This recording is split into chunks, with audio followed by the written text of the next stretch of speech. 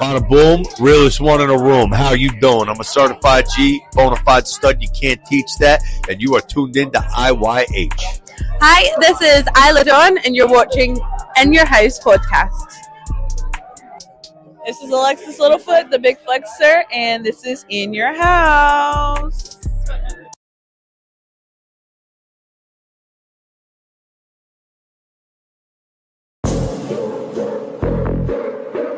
Yeah. In your house with O'Con. Hey, O'Con in your house. Hollywood in your house. Hypocrisy's head in the clouds. Curating all kind of loud. Wrestling in front of the crowds.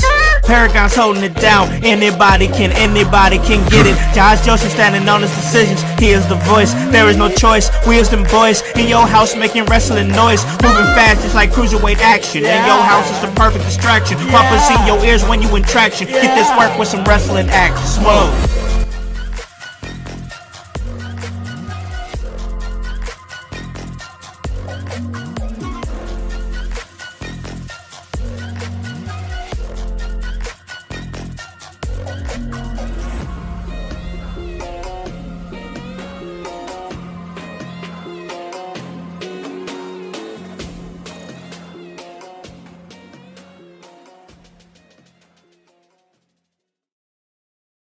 What is up, guys? What is cracking? It's the man, and I'm in your house. And you guys already know the vibes. Anytime we slide on through, we're here to give you that work when it comes to this professional wrestling business. And guys, we are back on a Thursday. And man, I got to tell you, it has been a week of wrestling.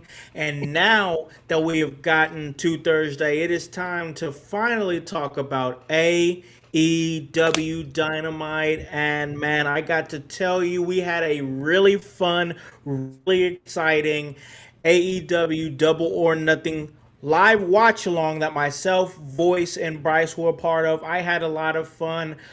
We had a clip get picked up by one of the wrestlers that were featured on Double or Nothing, and it was all on his Instagram. It was great. We're going to talk about that. We're going to talk about Double or Nothing, and we're going to talk about this Dynamite.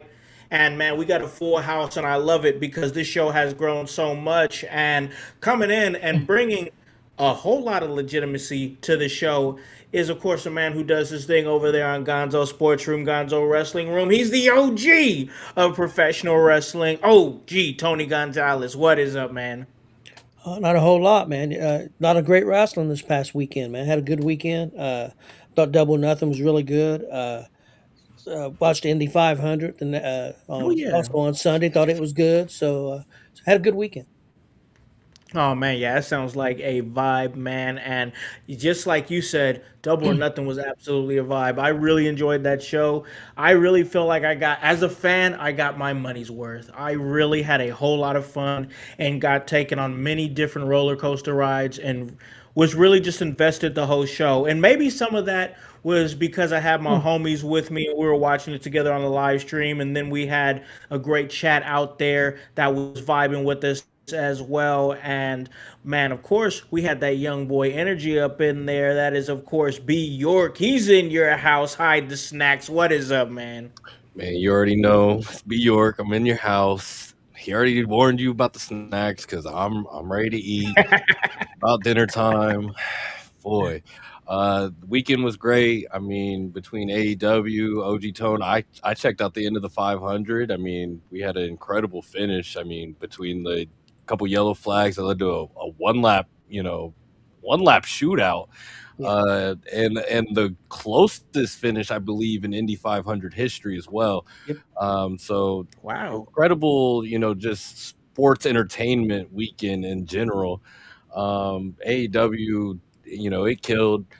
That night watching with you guys was amazing, and maybe it's something about those live watch-alongs that make it show just that much better. I agree. I mean, maybe that is true. And I do love the live watch alongs. We're going to do it again this coming Sunday. I'm super excited about that. We'll talk about that more at the end of the show. But I've got a chance to do these live watch longs, and I've got a chance to do some awesome WCW watch longs. I do those on Wednesdays with my brother over there. He's the producer of the show. He's the voice, Josh Joseph. What is up, brother man? How goes it, house? How goes it, household?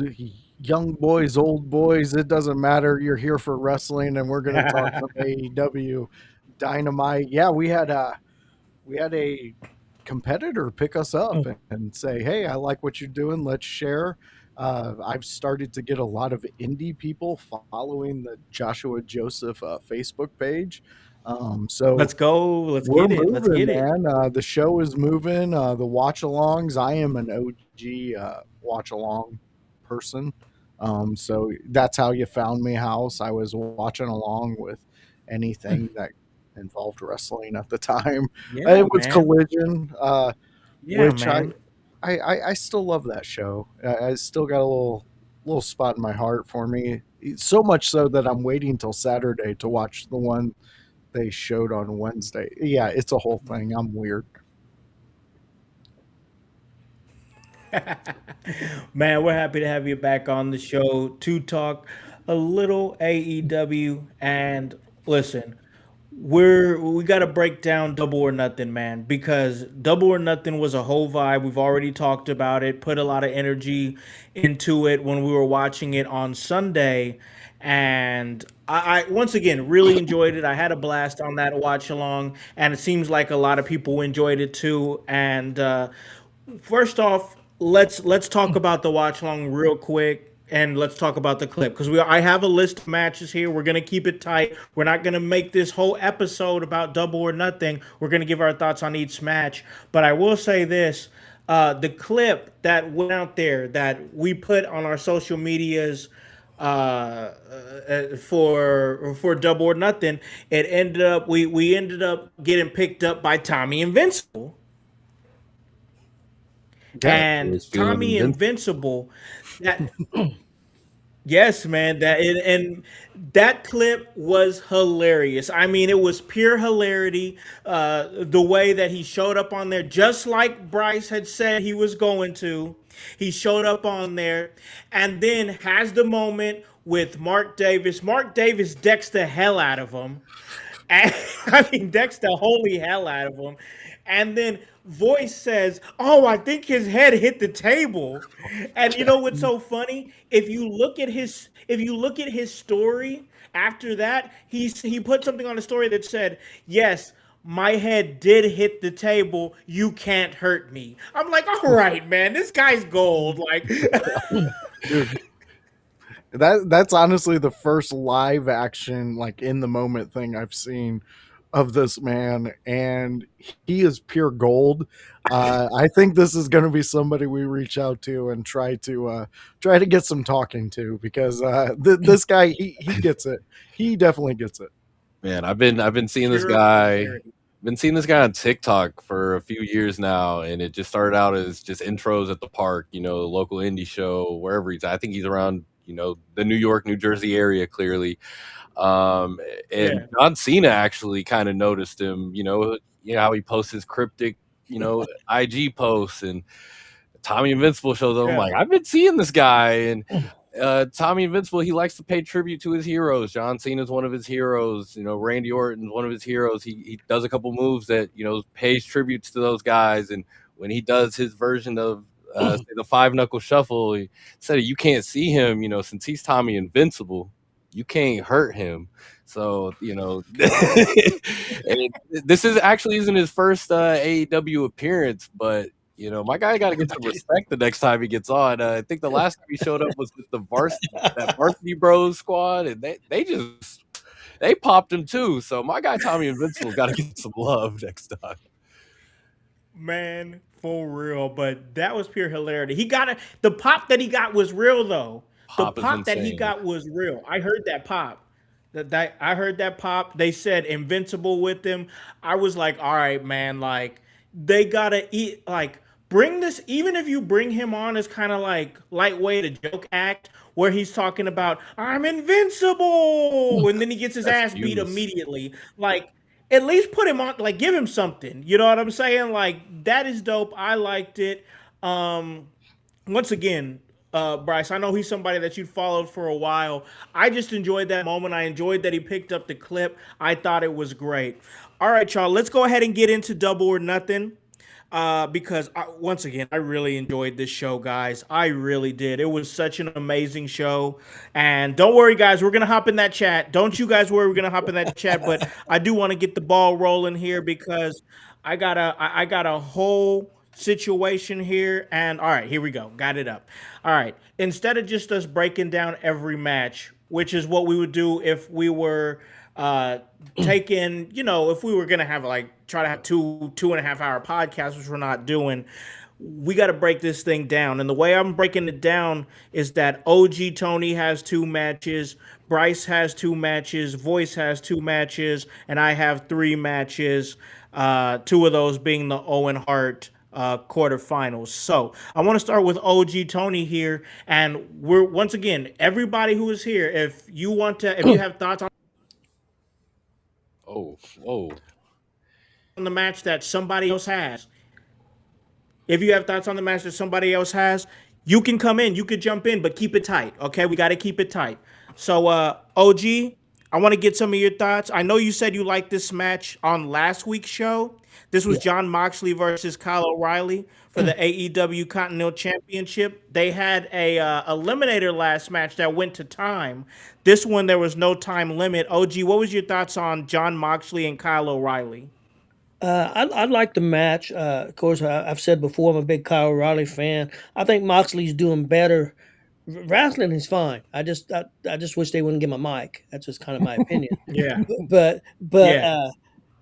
I thought it was a good match. But I'm gonna be honest. I thought the match last week on Dynamite was better than this match. That's just my opinion. Okay. Not that it was For for sure. Double Nothing. There was really no bad matches on the show. I mean, everything. I mean, there was a couple that I thought wasn't great, but it wasn't bad. There was nothing bad on the show. So I thought it was a solid match.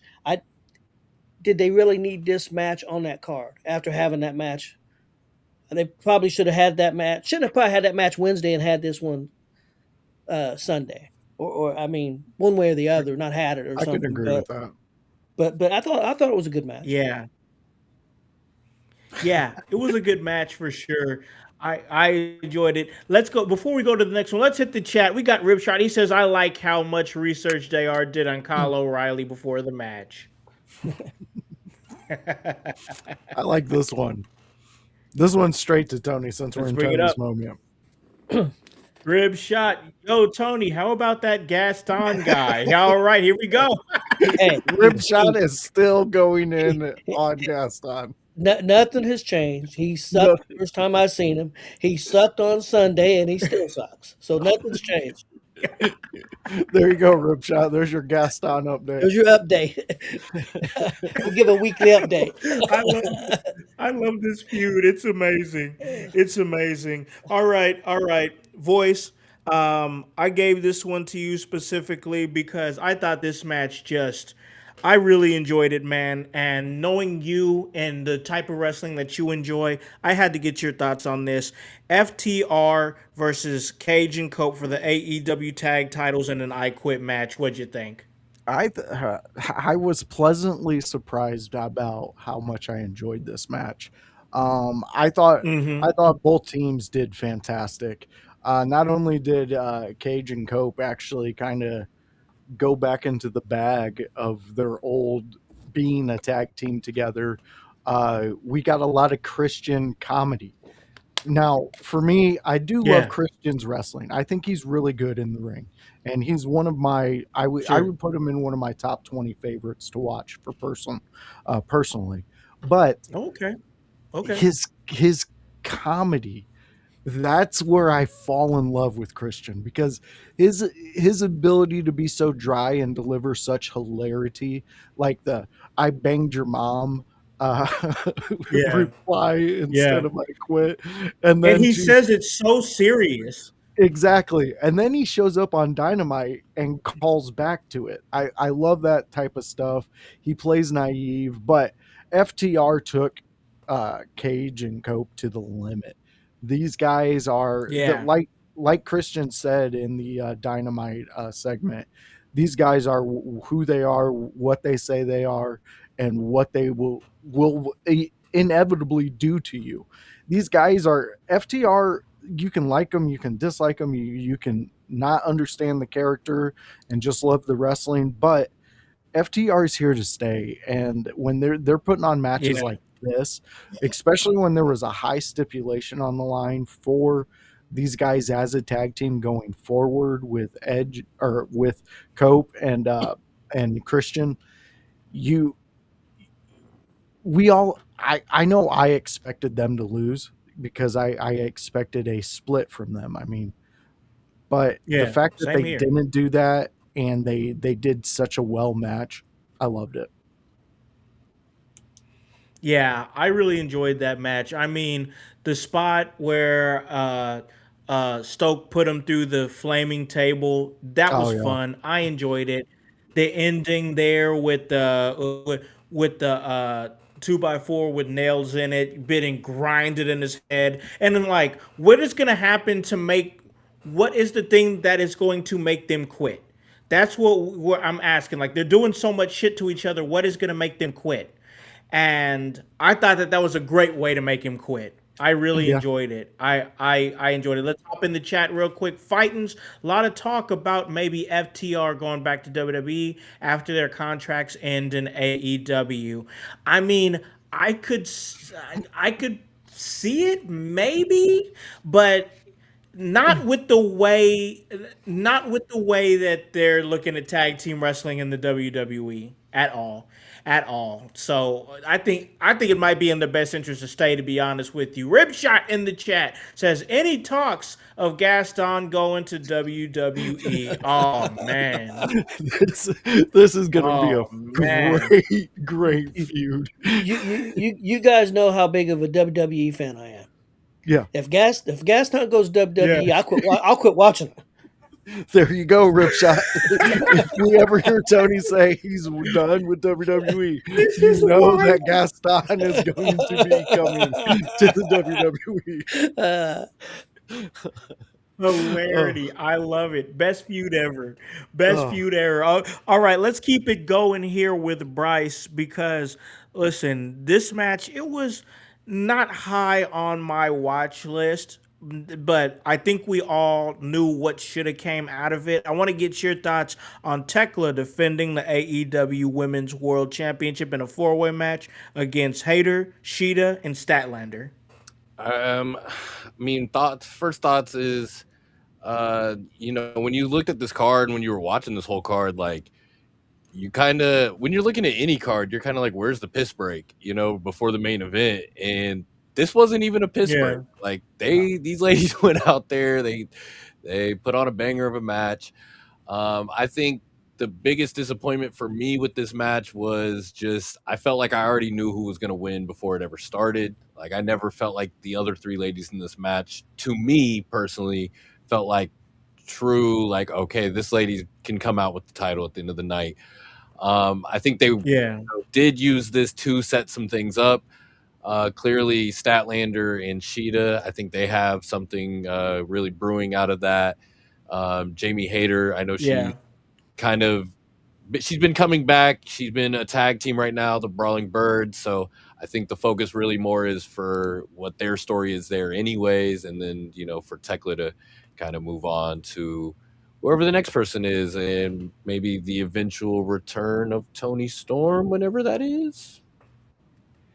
But I don't know. That's just kind of where I am with that match. Like, not a whole lot of thoughts. I just thought those ladies kind of went out and put on a good match. I think AEW, like, they can, like, even though it was a match, like I said, I didn't expect anyone else to win. This is like a company that, like, no matter what, they can put out four people and you're going to get a great performance. You're going to get something that is worth the, I couldn't walk away from this show, basically.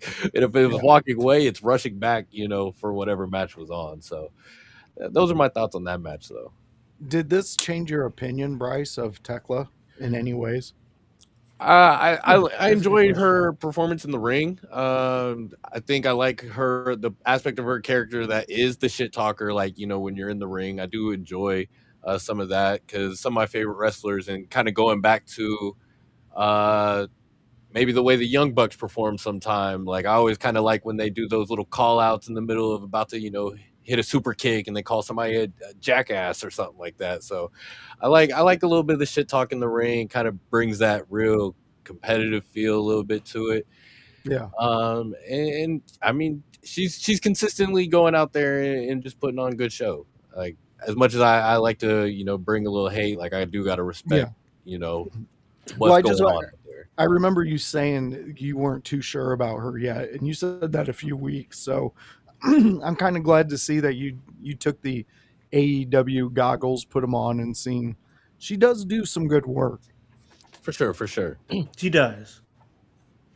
Yeah, she really does do good work. I enjoy what she puts out in the ring, and I mean, voice. I've been singing her praises for a couple of months now, man. Oh yeah, you have, and the well-deserved praises too. I mean, I love the character she's doing. The female version of Raven is working. It needs to continue, and it's not like a overly sexualized character that we're normally seen pushed by the women's division. This is like a straight, like, punk rock. She might kiss you a little bit, but she's gonna rob you at knife point by the end of the night. Just remember that. And Howse is having technical difficulties, fans, so bear with us. He'll be in and out. His internet is newer out in where he's at. So and are you back with us, Howse? House man. Oh boy. He's out. Okay, so Howse has his matches that he's going to go to. Let me pull up the. You want to go? I can go. We can shift back to you, voice, if you want to talk about Swerve and Bandito in that Owen Cup match. Yeah, I can hit that definitely. So we had the Swerve Strickland versus Bandito. This is for the Owen Hart men's tournament. They have a men's and women's tournament here in AEW for Owen Hart. And me and Howse, and I believe you were also in on it, Tony, where we were discussing maybe Swerve isn't really hitting with us anymore. Or are you back, Howse? I am back. All right. Okay. Let's pivot back to where you were going, and then I'll hit that Swerve talk later. Oh yeah, because we're definitely going to get to a point where we talk about Swerve, absolutely. But right now, I got to talk about my match here that I have on this list, and that is the match between Athena and Mina Shirakawa, and that is a first round matchup there in the Owen Cup, and I enjoyed the match. It was a pretty good match. I still, when I watch Mina Shirakawa, I just feel like there's just some things like she still needs to clean up. And I know it was a discussion that we had in the live stream when we were watching Double or Nothing, and I was like, man, she still seems like she's got some green tendencies to her. And then I looked into it, and she's been wrestling for like 7 years, and I'm like, there's just so many times where it seems like she's in a match and sometimes she gets kind of lost or she misses a spot, and they keep trying to put her with somebody. They keep trying to put her in a team with somebody. I don't know if that's to put her with somebody in a way to mask her weaknesses and whatnot. But Athena, I mean, I'll just say it like this. Watching that match and looking at it right now, and this is kind of depending on whoever this wild card is now that we unfortunately don't have Willow Nightingale in the Owens Cup anymore. But Athena should absolutely be a favorite to win this. Why would she not be? I mean, just because you're not paying attention to Ring of Honor doesn't mean that she's not absolutely killing it. And she absolutely is killing it. She's had the Ring of Honor Women's Championship for, I believe, over 1,300 days. Over 1,300 days. That's insane. And Daniel Garcia, Did you say he is the atomic high flying ant of AEW? Talking about speed bump Mike Bailey, I don't even know how to Is that a feel about that compliment? comment. Is that a compliment? I don't even know what to. Yeah, I don't even know what to say about that. I don't know. He's a broken-hearted I feel like speed bump. we should pin that. I don't know. He had shoes on last I night. feel like I don't think that was him. Yeah, well, that's a good listen. point. Listen, man. We're not gonna. I'm gonna save it. I'm gonna save it because we're gonna get to it. Oh, we're gonna get to it. God, that guy pisses me off. But all right. I mean, honestly, Athena, she's right now for me the runaway favorite for this Owen Cup. She really is. She really is. All right, let's bring it back to OG because OG, I'm very excited to get your thoughts on this. I'm very excited to get your thoughts on this match, OG, because we were talking about it. And we were talking about it on the live stream, and we know that it got you going. I believe it got you going. And that's the main event. That's Darby Allin versus MJF for the AEW World Championship. Title versus hair. I've got my popcorn ready for this one. OG, what are your thoughts? I mean, it ended up being a pretty good match after about the first 6 or 7 minutes. I didn't like him coming out of the gate with some of the dumb bumps that Darby were taking. I thought was kind of ridiculous. I don't think it needs. I don't think it needs to be done. That's just my opinion. MGF's the new champ. But to be honest with you, I thought a lot of the matches that he had on Dynamite, Darby had were better than this. Was better than this match. I thought his match with Ciampa was better. I thought that he had 2 or 3 matches that were better than this one. Not that this was a bad match, but I didn't have it in my top 3, and it was your main event. So you would think that should have been. I don't know. I mean, I don't think they have terrible chemistry. I don't know if it was the way the match was laid out. I don't know.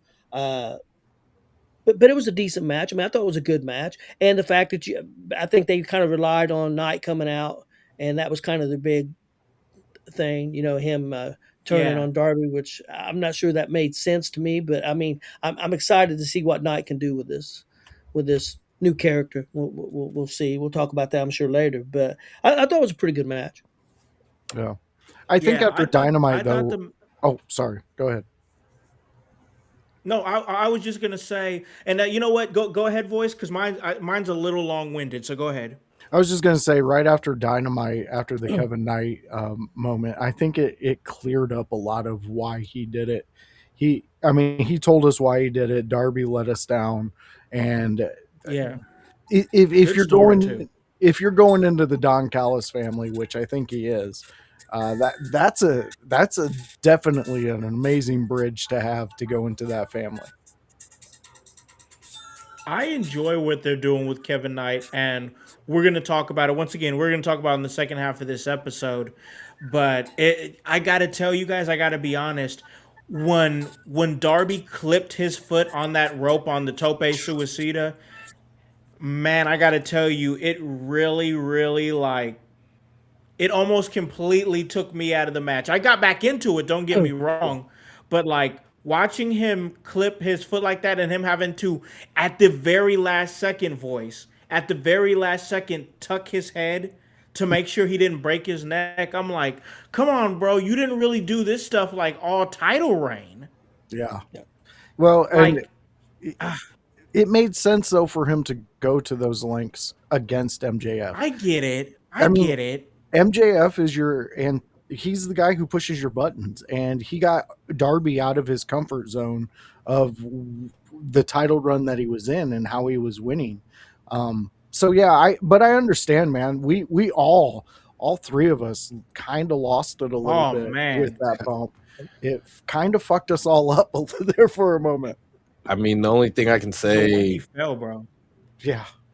I mean, the only thing I can say to Darby as a performer, to get up and just go, you know what I mean? All right, man, this was the very start of the match, and just to shake that off and to be able to go through.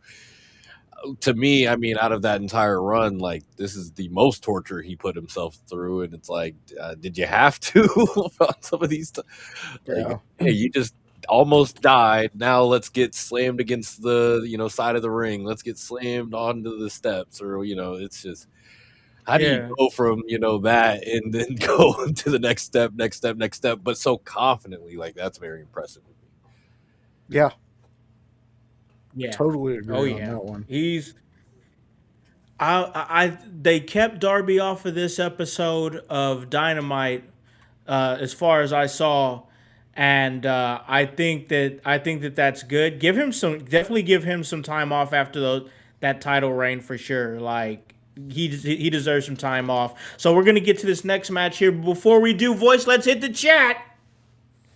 Let's see what we got Who rolling do you here want to in the go chat. with? You want Daniel Garcia or Fightins? Let's go with Daniel Garcia. All right. Daniel So Garcia got quite a few up in there. He's always killing it with those comments. he's Let's see what he says. He says, Kevin Knight joined Lashley and MVP. Him and the Hurt Syndicate, huh? that'd be nice. Him and the he- Hurt Syndicate. That could, maybe. he's like- also booking Kevin Knight. I mean, I feel like I would like that more than joining the Don Callis family, because the Don Callis family already got like 40 people. 50 people. Are they the Sure, NWO? exactly, like, True. man, it is getting NWO levels over there at the Don Callis family. We got fightings that says Tateska versus Darby and Ciampa versus Darby were probably two of Darby's greatest matches. I say pin that, because those are the two that really stick out to me. Him and Tateska, that was classic. I mean, I will not forget that blue thunder bomb off the apron onto the outside of the ring. That was insane. The bridging from the very top rope, belly to back suplex, that was absolutely insane. That's burned inside my brain, bro. That is burned inside of my brain. Like, it was just incredible.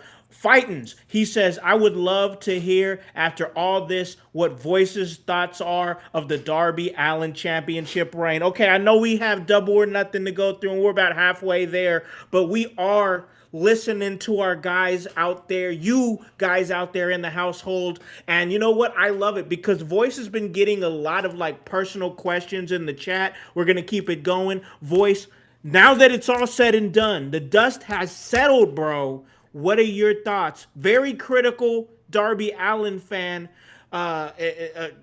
maybe turn fan. Let's see. What were your thoughts on the title reign as a whole?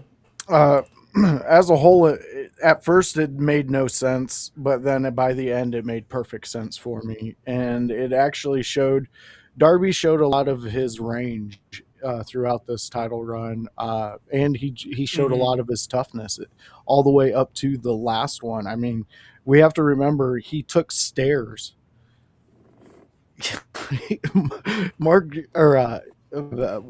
King tried to kill him and put him through steel stairs. Like Tommaso Ciampa, like tried to decapitate him multiple times. Like, what I will say with Darby Allin, I still fucking hate all the stunts shit outside of the ring. Yeah. These big falls that happen, things like that. I don't like that, because like me and Tony have talked about on this show, we both think Darby can go, and we know that he can wrestle. So that's what we want to see. And then do your big move to finish it off. But when we're diving outside the ring and clipping our feet and almost paralyzing ourselves, come on, like there has to be some limits. But I will say this to all the Darby fans out there, I understand why you're a fan of his. And this title run, like I said, the beginning made no sense to me, but when MJF's hand was raised at the end of that, it made perfect sense. Yeah, I agree with that. I think that the title reign was so Darby Allin.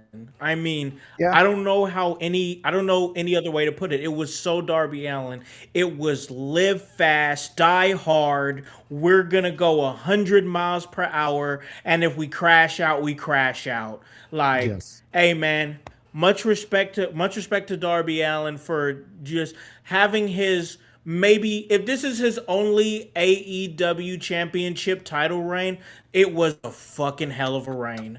I mean, it was was one of the most memorable reigns I think uh, in the title's history. I mean, just great for him. Epic. 100%. But voice, 100%. yeah, for sure. But voice, Real we're gonna quick, give it to you because now it's your turn. Oh, go ahead. Go uh, ahead.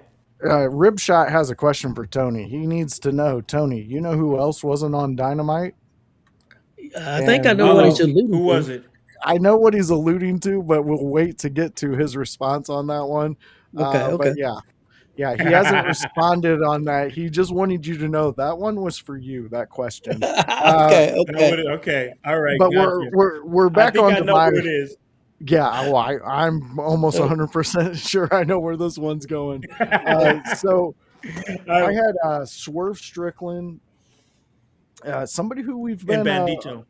been a little critical on, and Bandito, somebody Oh yeah. who has become newer to the household on a more regular basis, and it's for Yes. one of the wrestlers, the Owen Cup.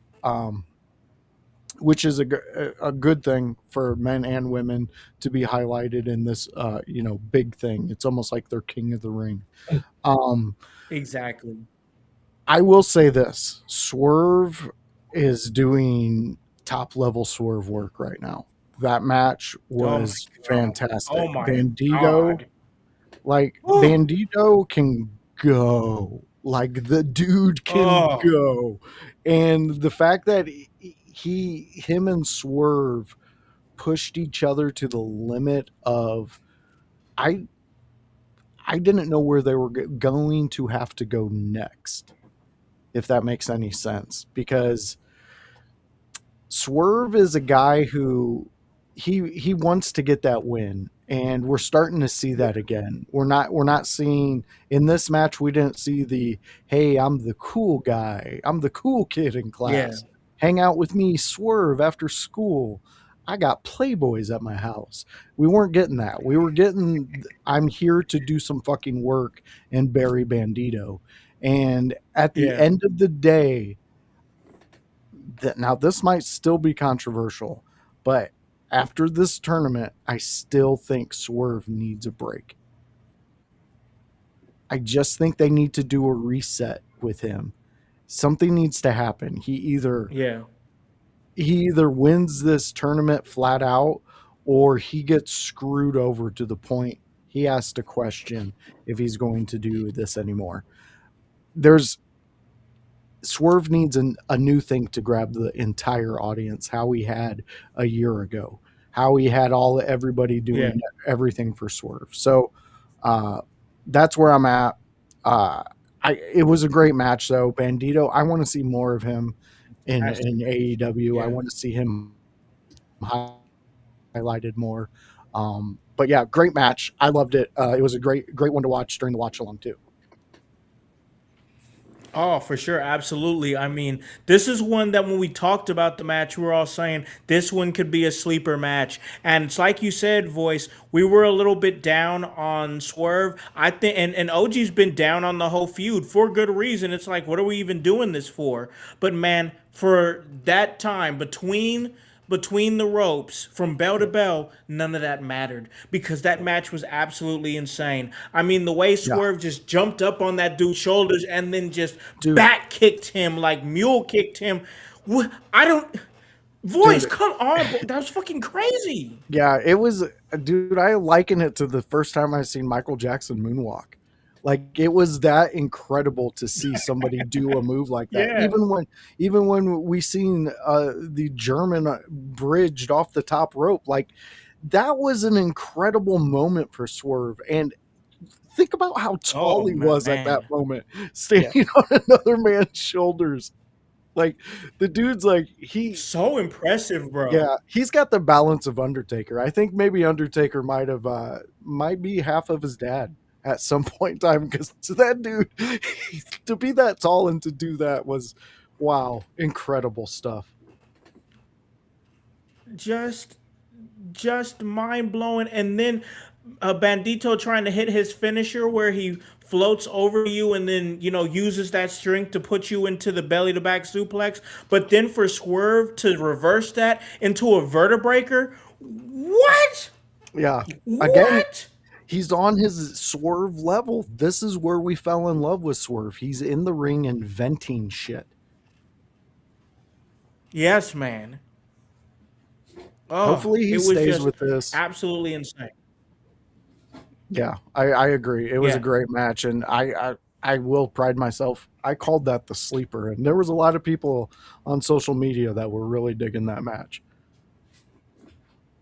Oh yeah, it was highly talked about and highly covered by many people in what we do, and a lot of people saying, "Man, this match," and a lot of people who didn't know, were like, I think they were too hooked into the story, and so they used the story to be like, "Oh, this match probably won't be what it is." Blah blah blah. I'm like, bro, you got to understand, even if the story is weak, this is AEW, so the match rate is going to be insane. Yep, it always balances out. You gotta just they balance themselves out. I love the match. All right, Bryce, I want to get your thoughts on the Stadium Stampede match. Of course, we had a clip that went viral from there from or Tommy and Vince shared it, but the match was a blast, man. Absolute blast. What was your thoughts? Man, I mean, like you said, it was a blast from start to finish. I mean, the heels come out, they're all in, not, I wouldn't say the dogs necessarily were in kind of fancy gear, but the demand came out in that kind of anime warriors esque, baseball gear and stuff like that. And then when the faces kind of all did their thing, kind of gave like a throwback. I don't know what movie we kind of akined it to by the end, but it definitely felt like a movie intro, the way they introduced all the faces. And Yeah, like then, Ocean's 11 or something. I think Yes, OG yep. said it in the chat. Yep. yep. And then, like, the part that kind of really sets the tone of what Stadium Stampede truly is when Kenny Omega gets introduced. He hits that cigar. Kenny Omega's cool as fuck. And then he immediately chokes on the cigar because he's never smoked a cigar before in his life. And you kind of like immediately. I'm sorry, that was too funny. No, I mean, and that's the point. Like, that's exactly how it was kind of in the moment. You're like, oh, this is so cool. And then he's coughing up, and you're forced to laugh. You're forced to already start having fun with what this match is. And that's just what it became, is they were in the site of the US Open. We got to see, Jericho didn't pull out a bag of tacks during one point of the match. He pulled out a bag of tennis balls. One of the guys from the Demand, I'm pretty sure, picked up a shopping cart and was beating people over the head with it. This match went all over the place with guys. Cameos like crazy. I mean, Luchasaurus was in the crowd with a wig. Yeah, that was wild. We got Leo Rush, Blackheart Leo Rush. Leo Rush was back there, and he got an insane pop as well. Like, who would have thought he's back there? And then he's reunited with Lashley. Like, people are kind of waiting for that moment, and there you go. There's a little for sure. Like we said before, we got Tommy Invincible, who he actually caught a ride with Jungle Jack Perry to the stadium. He stopped his bus. Jack Perry was trying to find his way to the stadium, and thank goodness Tommy Invincible was there, got him there, and tried to help his friend in catering. Mark Davis clearly didn't have any of that. Santam Singh, I believe that's his name, right? He was backstage as well. Yeah. That's another cameo, got a big pop, and then that led to a big food fight, which there was a food fight. We had a giant tennis racket come out. Like, I can't even name the amount of like insanity that kind of went on in this match. Of course, the faces, they came out on top of what was the most fun match of the night. But I mean, thoughts really was just, I was sports entertained for the entire time. There wasn't a single part of that where I was like, like, even at the end, like, I didn't catch the reference in the moment, but thankfully I was watching with voice. But Jericho breaking the table, and the Sabu tribute, like, that was cool. This match had a little bit of everything. Dope. Sports entertained from start to finish. Had a post-match moment that was memorable, and like, I don't know. There's just too much to kind of encapsulate there, other than to say like that insanity is exactly what AEW is about. That's what a stadium stampede is about.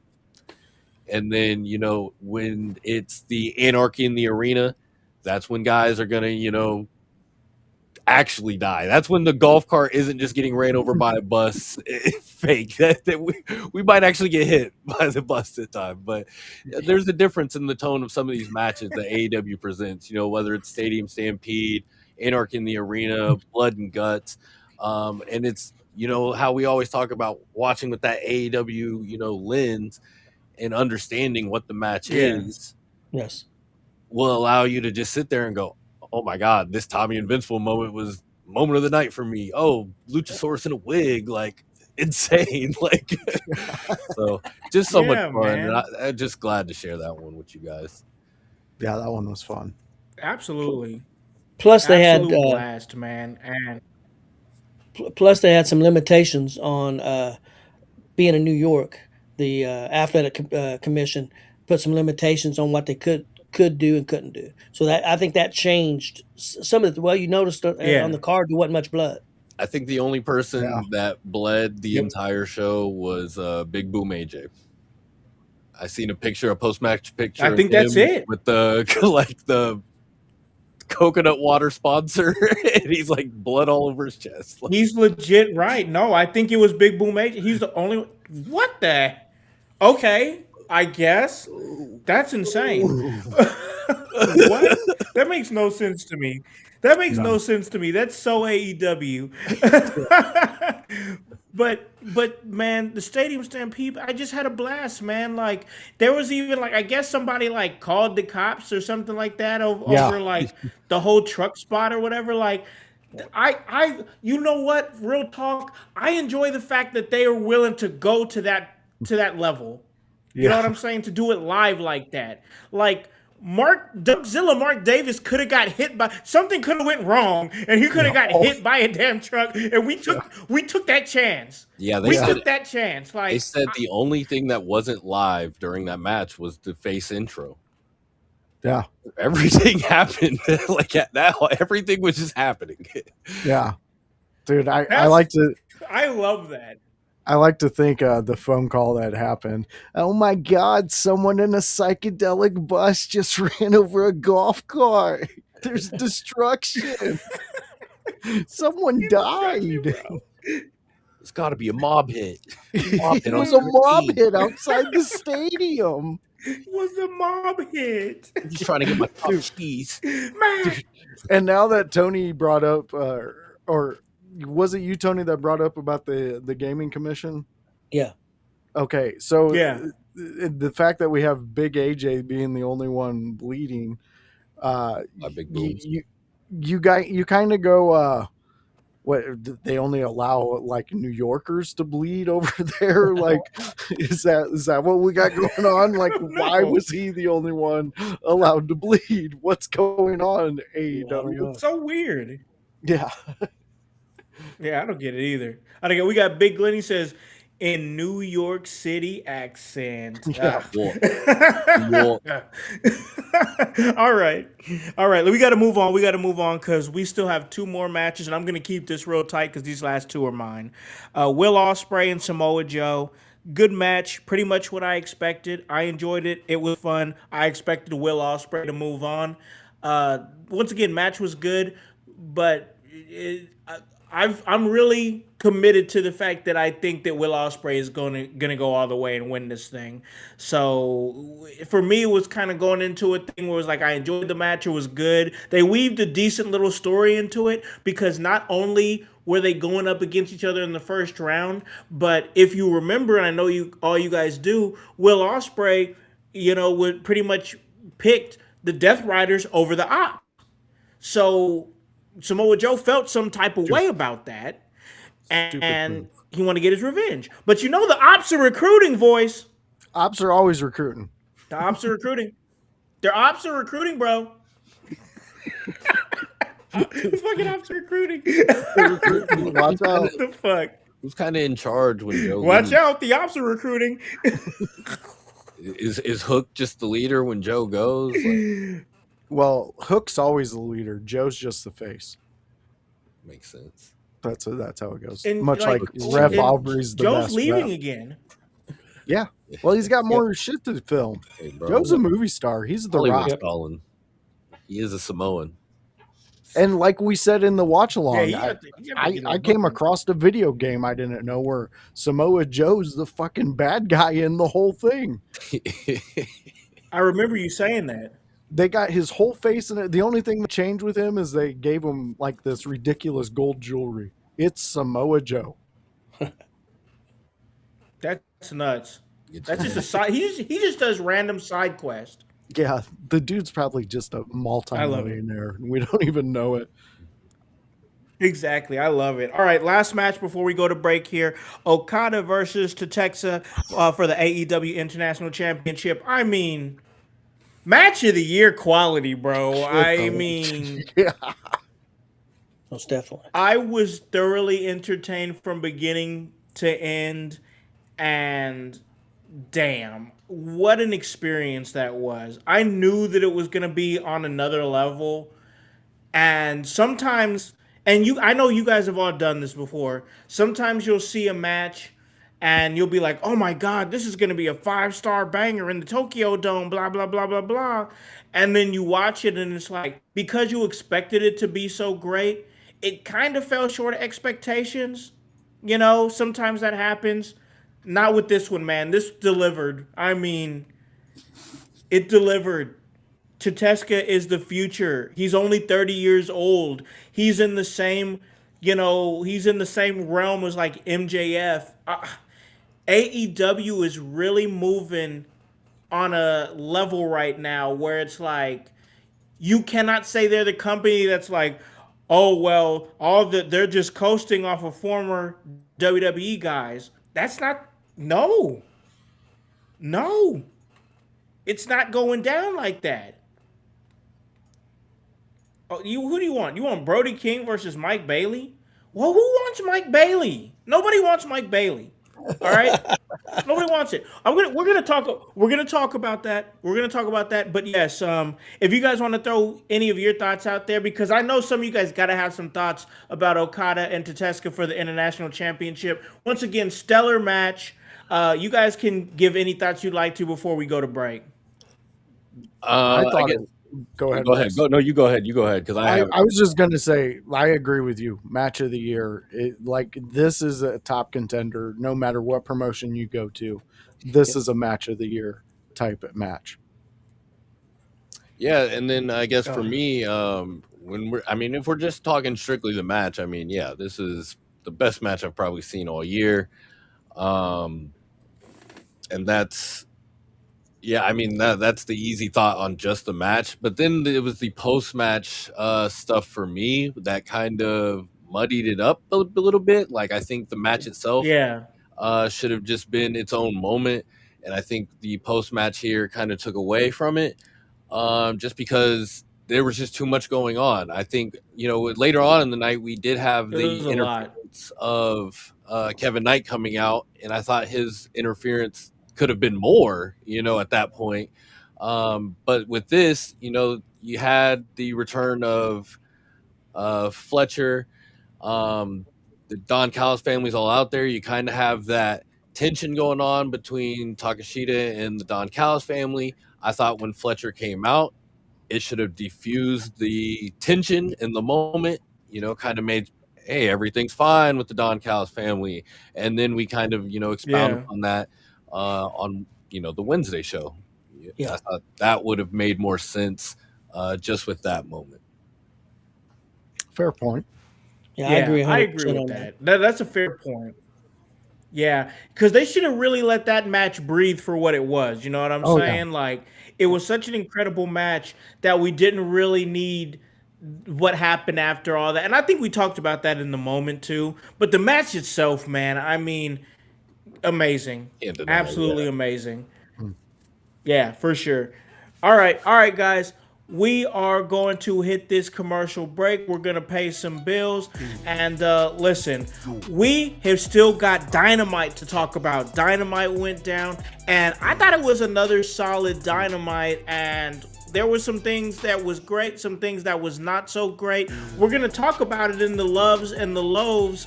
Listen, Kevin Knight getting a heavy push right now. I'm kind of excited to see where they're going with him, but we're gonna talk about that and so much more on the other side of this break. Hello everyone, it's the Pope Elijah Burke, founder and president of the Love Alive charity.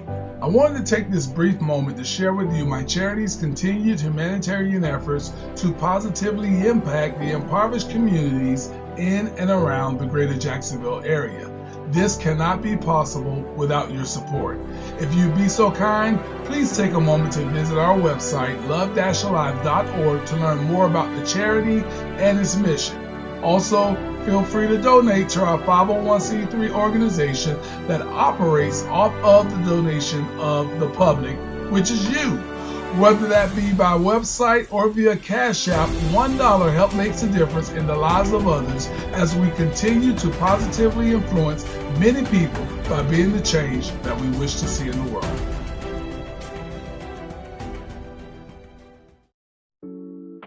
Welcome to the Brainbuster T-shirt website where your favorite podcast team in your house lives. Look at all these fantastic options you have.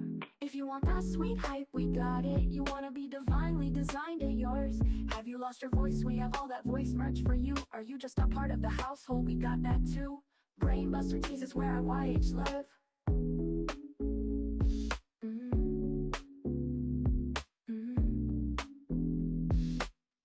Brainbuster Tees is where our YH live.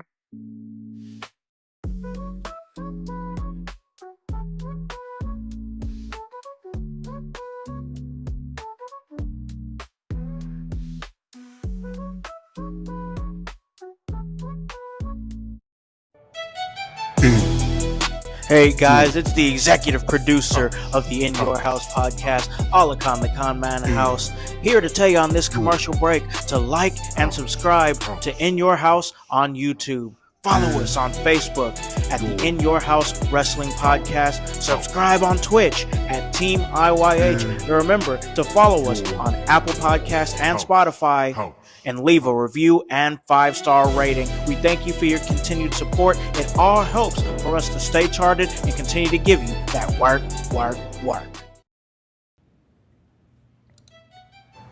Hey guys, welcome back to In Your House, and we're rolling on the AEW Dynamite review show. We talked a little Double or Nothing. We had a great live stream that went down on Sunday. We got another one coming this Sunday as well. We'll talk about that a little bit later. But listen, I've been putting in that work, and I'm going to be hanging out. Me and Bryce, we're going to be kicking it, going to a soccer game this Saturday. And listen, I've got to go to work. I got to get off. Of course, I got to hit the gym. And man, I'm able to do all that stuff and still be able to go and catch a soccer game because of Goalie Nutrition. And you guys can get your wellness journey started too. All you got to do is go to goalie.com and we can help you out. You get into promo code IYH, get 10% off, and we will help you out and let them know that In Your House sent you, and check out everything we're doing on Apple Podcasts, on Spotify, on Facebook, on YouTube, on Twitch. And join us this Sunday as we're doing live watch-alongs for Clash in Italy, and it's going to be great. So make sure that you follow our YouTube, follow our Twitch, follow the Facebook, so you guys can be involved when we go live. You guys can get those notifications when you subscribe. So we're doing those watch-alongs. The watch-alongs have been a major success, so if you guys want to continue to be a part of those, once again, subscribe so you can catch it. And maybe you guys could be a part of one as well. But we got to continue the talk here, and the talk is AEW Dynamite. And I got to tell you, gentlemen, this AEW Dynamite, I thought it was a really good episode. We saw some chapters close. We saw some new chapters open. But I got to get Tony's thoughts here. The OG, what was your overall thoughts on this episode of AEW Dynamite? I thought it was a solid episode. I liked it pretty good. I didn't think it was as good as their last couple weeks of Dynamite. So I thought it was down a little bit. A lot of talking, but like you said, they were trying to open new chapters. So Yeah. you know, I understand that, but I thought it was a solid show. I mean, I'd give it 7.5. That's fair. I think that's fair because the show itself, like you said, not a whole lot of like wrestling, a lot of talking, but it kind of had to be that way because this episode of Dynamite felt very transitional, and when I look at it in that light, that's why when I give it my grade, I want to make sure I grade it fairly. But voice, let me get some of your overall thoughts on this episode of AEW Dynamite. Yeah, I thought this was a great one for the fact that this is how you should follow it up after having a pay-per-view that you just had.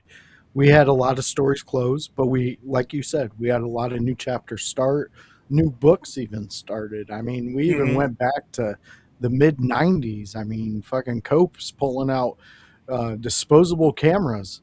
You know what those are, Bryce? Why is he acting like you can't go to the store and buy those today? Well, see, Bryce, when you hit a certain Mega. age, No, you think some of people your jokes people hit. younger than me buy those. Like, I just don't understand why he thought You're that at was like. almost every wedding. Like, I If he get would have it. pulled out He the camera really where, thought like, he did something. if he had the cameras where the picture was going to shoot out of it right then and there, A Polaroid, yeah. Polaroid. you might Like have had Fletcher done. something. You might have Listen, had something. listen. I know Those we're are going expensive over. as fuck, though. Voice, I know we're going over Got your money? overall thoughts here, but I'm just saying, bro. Like, what in what world did he think that that was a thing that was cool to do? And then he pours him out all over the ring apron. Then he's running him around. You got security watching him do it. I'm like, somebody help this old man. Yeah. What do you like? They waited for him to run. He's like, I'm getting tired. I'm like, I know you are. I Yeah. know you are because you're the only one running them across the damn ring to these people. Jackass. Finally, after he's halfway done, security finally starts helping him. I'm like, what are we even doing anymore? I don't know. That was crazy. Voice, go ahead, bro. Yeah, I think that's Eddie Kingston's security team that I got hired for that detail. But yeah, moving forward though, I did like the way the whole segment wrapped up though. This David Finley dude, I'm liking this, man. I like Yeah. his intensity. Again, reminds me of his father, Fit. Yeah. Uh, you gotta love it. You gotta love when like we said before the show, a homegrown tag team coming in and just causing chaos and getting over with it. Yeah. And to go after these two in this moment, I thought was perfect. Even to mock them for their 5 second pose, which I understand who it is who's in that ring doing it, but in the promotion you're doing it in, it does not make any sense. Just throwing it out there. I get it. Maybe leave some things where they were.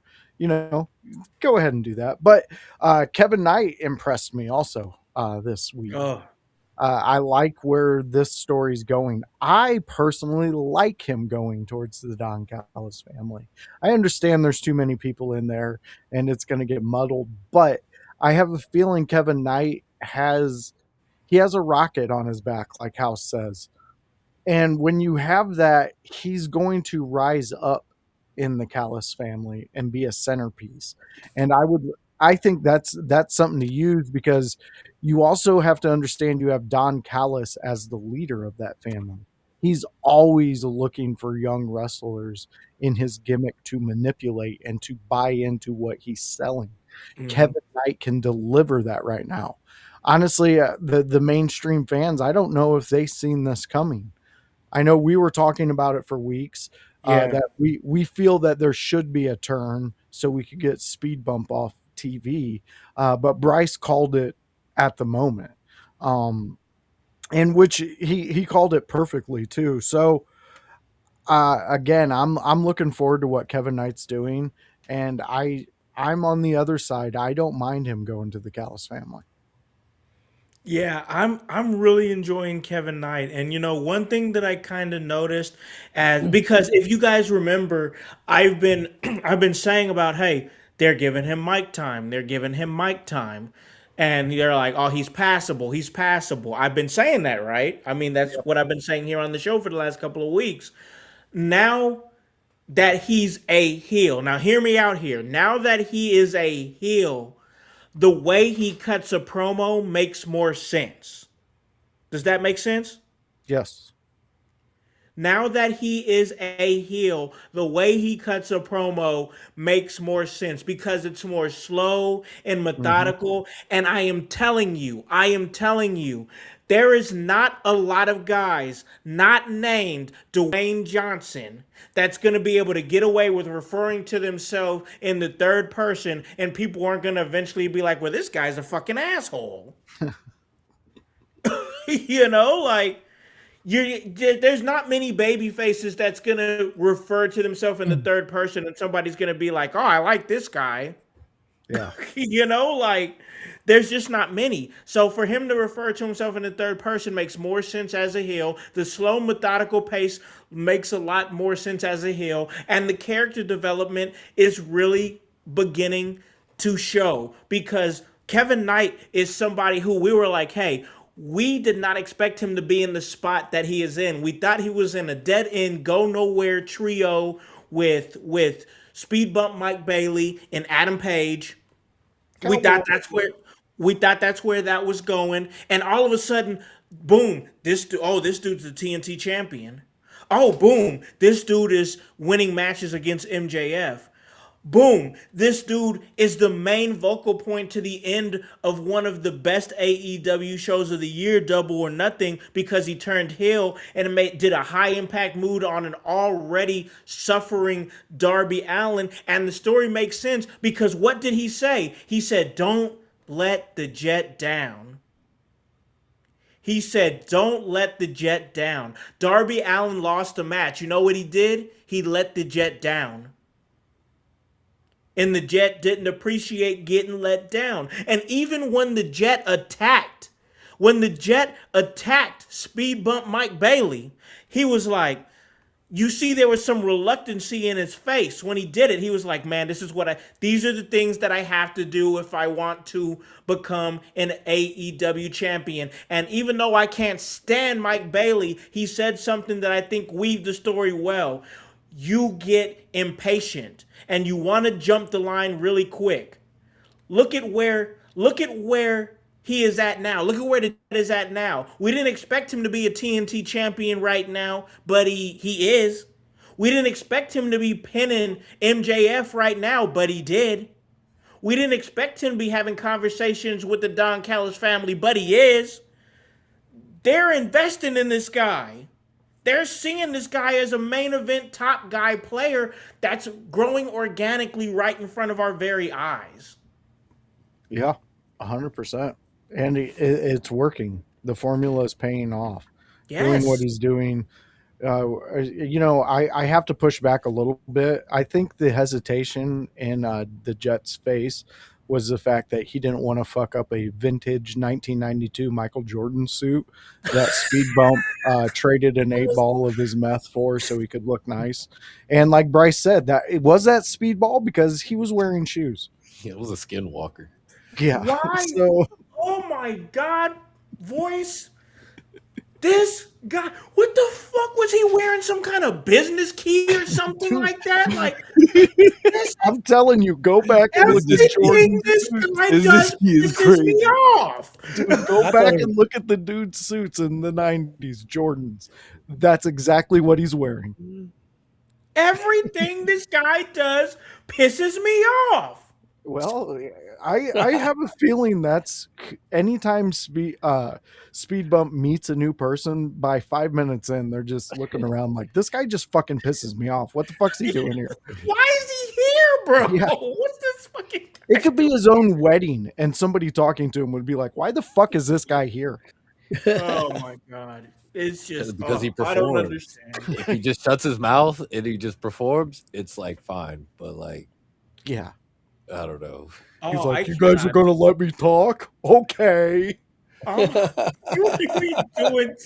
Cut this guy's mic. Oh Yeah. my God. I don't know. Oh, it's crazy. It's crazy. I don't understand. I don't understand it at all. All right, Bryce. Let me get some of your overall thoughts on this episode of Dynamite. True. Overall thoughts. I mean, I thought after watching, really watching the last few weeks really closely, And then watching this week closely after the pay-per-view, I thought this was a weaker show to me. I mean, I think, like you guys said, there was some things story-wise that progressed. There was some things I liked in the show for certain. But I thought the show was really weak in the fact that, and this isn't counting Collision, this is just going through those first couple hours. Sure.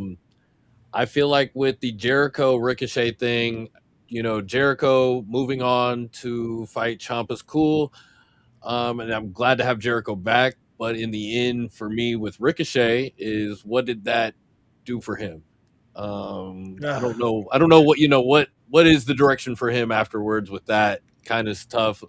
I don't want him to just kind of be stuck in that Jericho vortex. Let's not bring that, back or anything like that. But I just would like to have him have some direction because, I mean, I'd rather watch him than Speed Bump.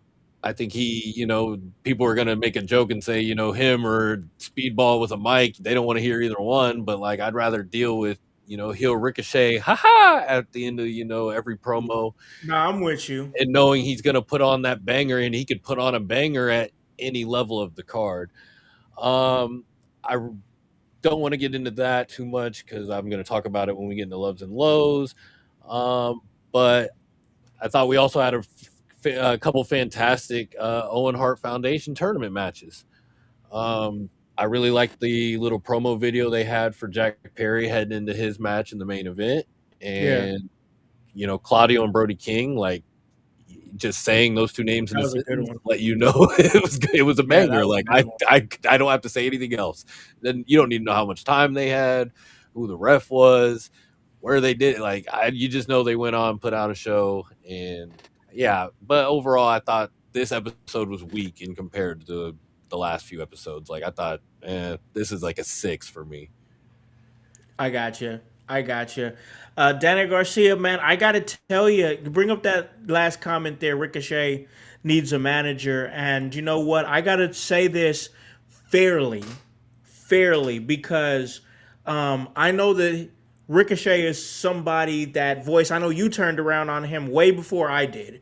And you're like, hey, I kind of dig what he's doing. I kind of dig. And I was kind of like, nah, I don't really see it. I don't really buy it. I don't like his social media shenanigans, blah, blah, blah. And I got to say this. So I'm somebody who has gone on the record all the time. And I'll say it every single time. I love it when I get proven wrong. I truly do. I'm honest, because that means you did something that I didn't think you was capable of, or that I thought you'd be capable of if you locked in. And honestly, I told Zay last night when I was watching the first half of the show before I had to catch the second half after I got off from work today, and I was like, you know what? I can't remember the last time I've seen Ricochet in the headlines for social media shenanigans. Yeah. Yep. I truly can't remember. He's been kind of mute a little bit. I mean, he still reacts and still shares stuff, but he's not going overboard. He's not. And you know what? I think he's really grown on the mic. Yeah, he has. I think he's really grown on the mic. And yes, he didn't win the Jericho feud. But you know what? I bet it was great for him to say that he had a feud with Jericho. And true. I don't know, man. I think there was Ricochet. There was a lot of things that he reacted to, and he reacted to in a childish way, and I can't speak to why that is or what those reasons are. Only thing I can, yeah, just chalk it up to that.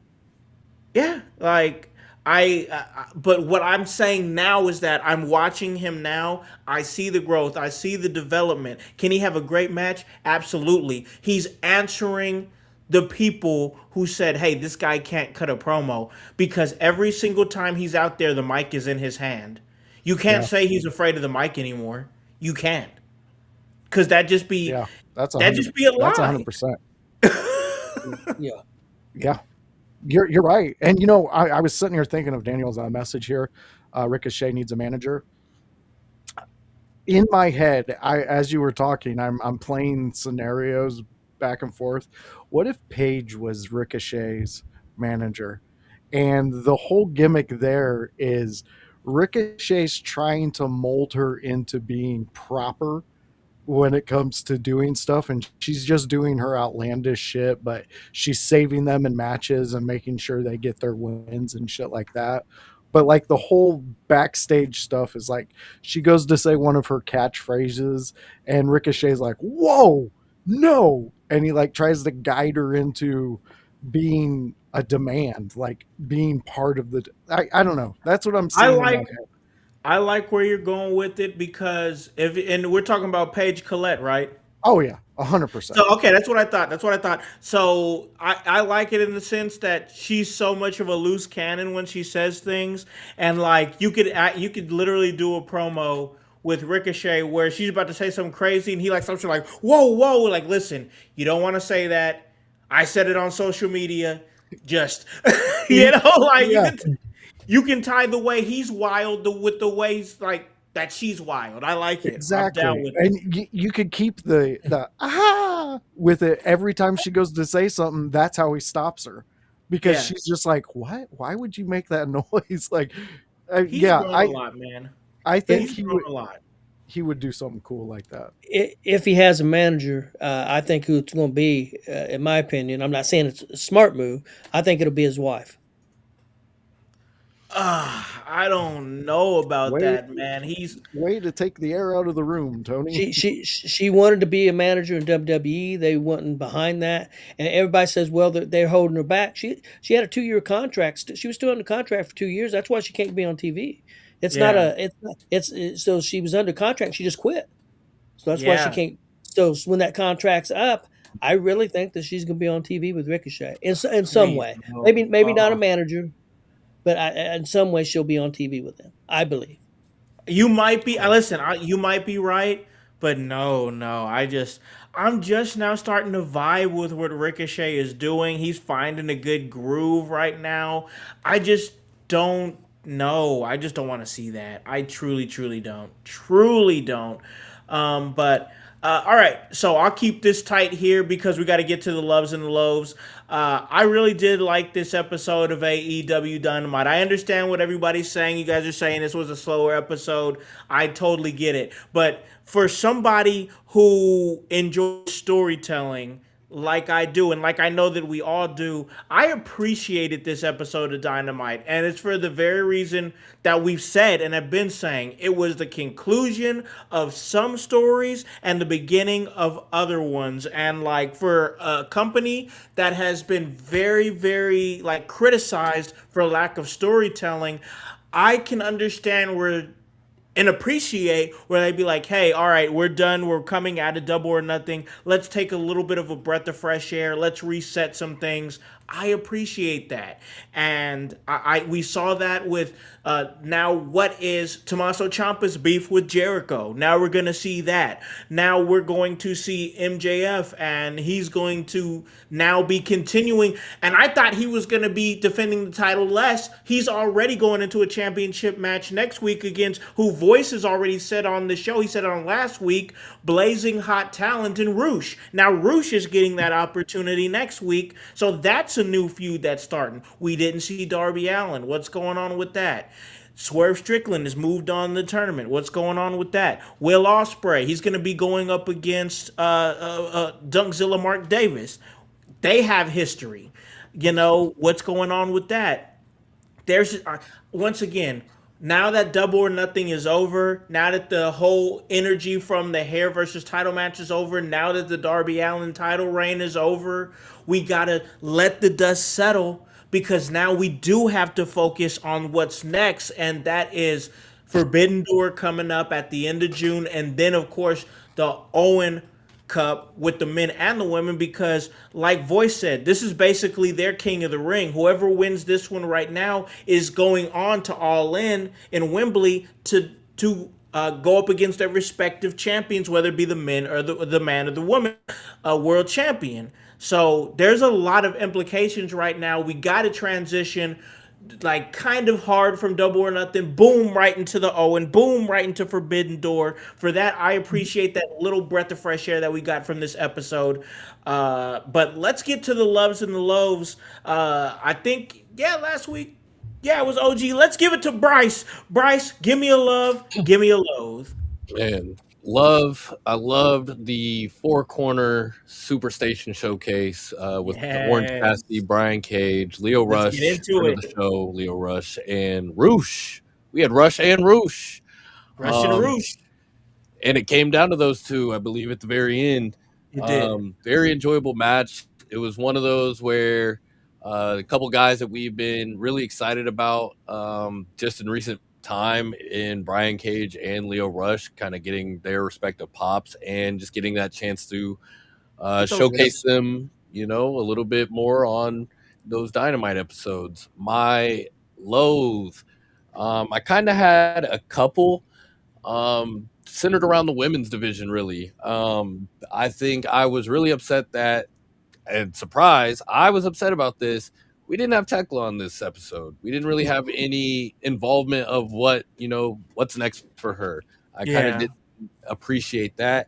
And I didn't appreciate the 1 minute showcase for TJ. Kind of glad to have those girls coming back to kind of be a part of that women's tag team division, gives more people on TV something to do.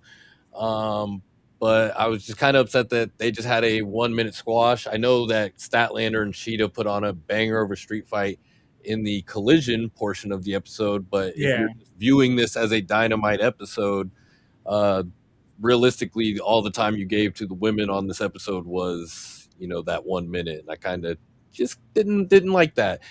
And then my last thing, capitalizing on that double or nothing momentum, and we kind of touched on this a bit earlier, but like Tommy Invincible, like why did we not give him an Where opportunity you to at? show up? Like I think it would have been funny to even have him in the vignette that they had Jack Perry kind of training for this fight with Mark Davis right before that. Like, I think he's a guy that just give him a contract. Like we said before, he doesn't have to be a serious act. This isn't a guy you need to push to the top of the card, but he can come out, do his invincible thing, tell people they can't hurt him, whether it's Leo Rush being scary, Brody King, standing in his face like some behemoth, or MJF, who he beefs with. He beefs with Ricochet already on social media. So like he organically kind of has things that he could go on this show and do.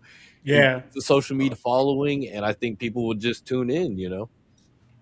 Yeah, I think guys like that. We're starting like him, Danhausen, Leo Rush, like just those plug and play, like fun, over the top characters that you can like. Oh, you can't hurt. Like I would pop if they did it. Maybe not every single week, because I think if they did it every week, it would kind of like be overkill.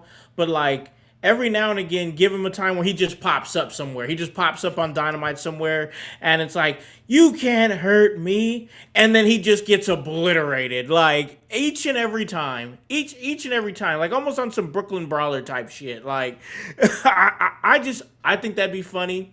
I think that'd be entertaining. And then everybody would get up for him whenever he actually got a win. So I don't know. I think you take a chance with somebody like a Tommy Invincible and just see where it goes and have fun with it. And you never know what you're gonna get. I think that's low risk, and you can possibly get high rewards from it. Because I mean, like we've seen, and not AEW, but like we've seen a guy like James Ellsworth, become True. a television character. Yeah. like you might as well take a shot. Like you said, you don't have to feature these guys in some main event scene or something like that. He doesn't have to go fight MJF or something. He can No, shoot on no. the low card with a guy like Ricochet, or a guy. Well, and not that we want Ricochet restricted to that, but like if he's not got something going on, hey, here's something that you can plug and play. One of them gets under each other's skin for whatever reason, and hey, they just go at it and maybe have a little fun match. For sure. For sure. No, I dig it. I enjoy what he's got cooking right now. But let's keep it going, because we're gonna give it to the voice. Give me a love and give me a loathe from this Dynamite. Well, I'm kind of going to go off the back of Bryce here and say that my love is that AEW is taking swings. They just swing, Oh yeah. and when Stadium Stampede match was perfect evidence of what we've been saying. And I absolutely love that. One thing I do hate, though, or loathe, is the fact that the Kevin Knight and Speed Bump moment. We have talked many weeks about how I personally love Renee doing the interviews or doing the moments outside the ring, getting those things. Why was there not a mediator? These two guys are they're decent at what they do inside that ring, but they're still learning what to do on site on that mic. So why not have somebody who's Tony Schiavone? You're sitting there saying insane things, get in the ring and mediate that. Be that voice there to guide them, because all that's going to do is going to place these guys in the fans to make it more digestible to them. So I think that's a little miss there, but I still think that the whole segment is working. It's gonna work. This is going to be a really good transition for Kevin Knight, and maybe even give Speed Bump a bump. There's a good chance that he gets some sympathy points coming out of this.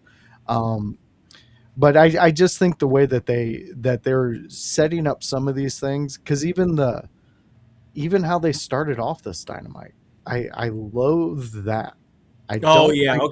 Kenny Omega being a creepy dude and being like, "Oh, Will, why didn't you call me, man? You couldn't call me." Like, you're not there, Kenny. You're never there. And then we didn't see him the whole show after that.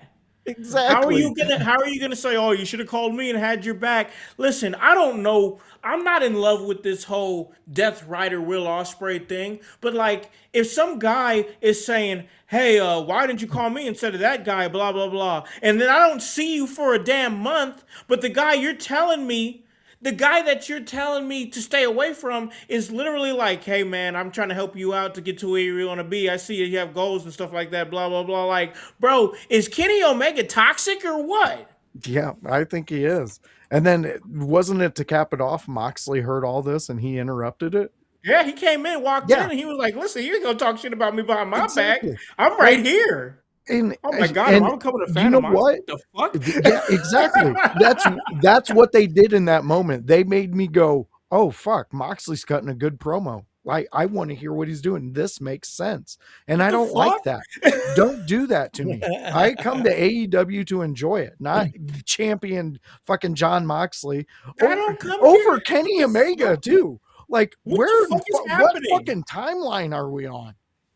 So that's what I loathe. But I thoroughly enjoyed this Dynamite. He's the ace. It's 2026. You just gotta accept his voice. Sure. You stop it. Oh man, Daniel Garcia is going to Kenny town should go today. back to South Park. I love it, man. I love the energy, bro. We love you, man. We appreciate your energy. I like his comment about Orange Cassidy, because Orange Cassidy has a new shirt. Yeah. So when he takes his sunglasses off, oh my god, his face is up here, and it's like he's putting sunglasses on himself. Dude, as soon as I seen him do that, demonstrate that thing, I was like, man, I want one of these. And I was going to share it to the chat, but I didn't want to get called a nerd. So, that shirt's awesome. You can't wear it, but like, only he could wear that. Dude, it's so cool. That's like fucking thinking on the next level. It really is. I enjoyed that. I thought that shirt was a fun shirt. All right, OG, give me a love and give me a loathe, bro. Okay, I got a couple of loves. Real quick, though. There's two matches that I really enjoyed. Mark Davis and Jack Perry, which it's hard for me because I'm not a big Jack Perry fan, but I thought that was a fantastic match. And I really enjoyed Brody King and Claudio. I thought them dudes were hitting hard. I really enjoyed that match. But what really stood out to me on the show as far as love was Leo Rush. Oh, I really enjoyed that. I think what they should do with him, guys, I think they should put him with Orange Cassidy, because he completely grossed out Orange Cassidy. I think it could be fun.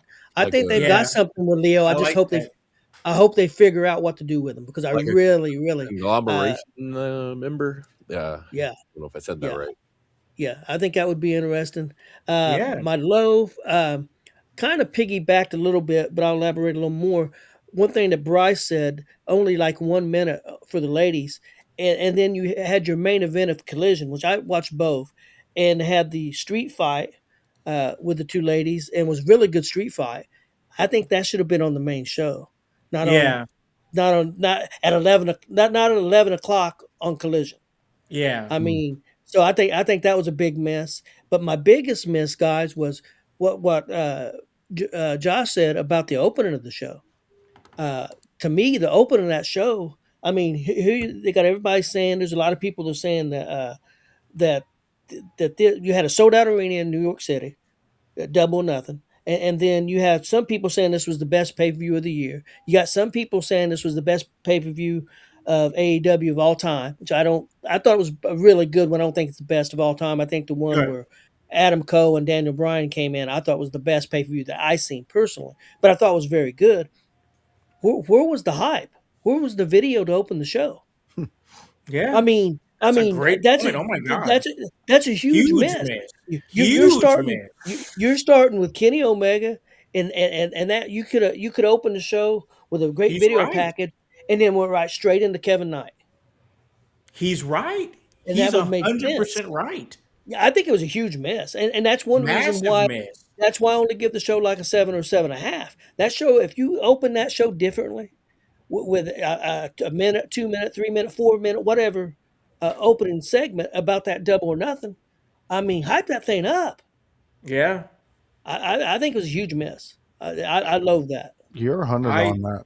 No, you're 100% right. And even voice and like when he watched it and was commenting about it, he was like, "I don't like this. This isn't like." He said it from the very beginning, and now that you put a little context to it, OG, them not once again. I mean, we're talking about a show that delivered, sold out, second biggest U.S. gate behind All in Texas. I mean, and you didn't put any sort of hype video together. Yeah, huge miss. I don't. Ooh, And like, not to I don't even mention, know. yeah, I mean, and if you wanted to go say watch the show right now on HBO Max, you have to go pay for it still. So why would you not want to like entice your fans like, hey, this is the event of the year. You need to go watch this, especially Yeah, before it becomes like a regular, video on demand for everybody at some point. Hey, force whatever little sales you can get out of that pay-per-view. I don't know how long they kind of wait this out, but like, yeah, get people on the website right after the show. yeah, And look at the highlights they could have shown. I mean, that show had all kinds of highlights. massive. I mean, Yeah. they could So have many made a highlights. great. They could have made a great video package. Yeah. Yeah. Ah, man, I didn't even consider that, and now that you've said that, yeah, that's huge miss. I agree with that. All right, all right. We're gonna keep this thing going because it's time for my loves and lows for this AEW Dynamite. And listen, I could easily go back and say, oh well, the way that they're building Kevin Knight, but I've already talked about that. The Superstation Showcase 4-way most definitely was fun and got a chance to showcase, like was already said, some talents that were already, kind of lightweight. Like, hey, we're kind of pushing them back into the light, but we need something to give them a reason. And I did like the reason for this because if you guys remember, this match was for a champion, for a purse. It was a payment. Like, it was basically like going to the pay window. And OG, I know you know about the pay window. And that's what I enjoyed about this match. It wasn't like a whole big old deal, but it's like the Superstation Fatal 4-way. I'm sure that's a nod to Ted Turner, and like, hey, there was a purse on the line here. You can get a payment, a bonus if you win this match. It's just little things like that, like just little things like that. I enjoy those small touches. I enjoy the fact that we're seeing transitions of things happen and what's going to happen with the Jet. Where's he going to next? We already know he's going up against Speedball Mike Bailey, but what's going on past that? Will Ospreay, where are we going with that? We have the Owen Cup. There's a lot on the line for the Owen Cup, whether it be the men or the women. There's a lot of things to push towards right now, and I'm just thoroughly enjoying that. Like, not only is AEW putting on great matches, which is what they are known for, and we love the great matches. We love the action. We saw a great show with Double or Nothing. But one of my the biggest love here is that I do think that if I have to be honest with myself and be honest with you guys out there in the household, I do think that AEW is putting a firm focus on some storytelling right now. I think they're putting a firm focus on some storytelling right now, and that's why the matches that they are having are hitting. So I think that that's great. Another just a little small love right here, and that's gonna weave right into my loathe. Um, that little segment with MJF for his championship segment. I loved it. I love the fact that he was getting carried out. I love the fact that he took the old title and just threw it like it was a piece of garbage. And like it's just like it's all about the triple B baby. And he had that going on. And it was just a vibe. And even with the little confrontation that he had with Roosh to set up their match, like the this is the dimensions, the layers that MJF has, that sometimes he could be kind of a chicken shit, and sometimes he could be funny, and sometimes he can be the pinnacle, sometimes he plays so many different characters and within the realm of MJF. But there was one little moment in that face to face with Roosh where Roosh said his catchphrase, "You get the bull, you place with the bull, you get the horns." And then he put his forehead to his forehead and like pushed his forehead at MJF, and MJF pushed his forehead right back. And I just thoroughly enjoyed that because MJF was still like, "Hey, I don't care how tough you are, I'm still the guy, I'm still the number one, I'm still the alpha. You're not gonna push your forehead against mine and think I'm not gonna push it back." I just thought that little like headbutt push between two men, masculinity push. I thought that was a good little touch right there. Um, all right, let's jump into my lows. And number one lows of everything. What the fuck was Mark Briscoe talking about in that promo? That was nonsensical. What the hell was he talking about? Seriously, I listened to it last night, and then I listened to it again when I watched it after work, and I'm still like, what the hell is this guy even freaking talking about? He's talking about what? You're like a penguin in the southwestern penguins, and you don't belong in Philadelphia because, like, what the fuck are you talking about? And it all circles back to like, oh, what I'm trying to say is I deserve an AEW championship match. And you know what? MJF responded accordingly because he was like, what the fuck? Why would I give you a championship match? If you won the title, this company would go bankrupt. Like, it's like, come on, bro. Like, I get it. He's a Briscoe. He's a great wrestler. There's many Mark Briscoe matches that I enjoy, dating way back to the classic Ring of Honor. This guy on a mic, it kills me, bro. Oh, it kills me. That's my biggest load is him on a mic because it just takes the air out of everything.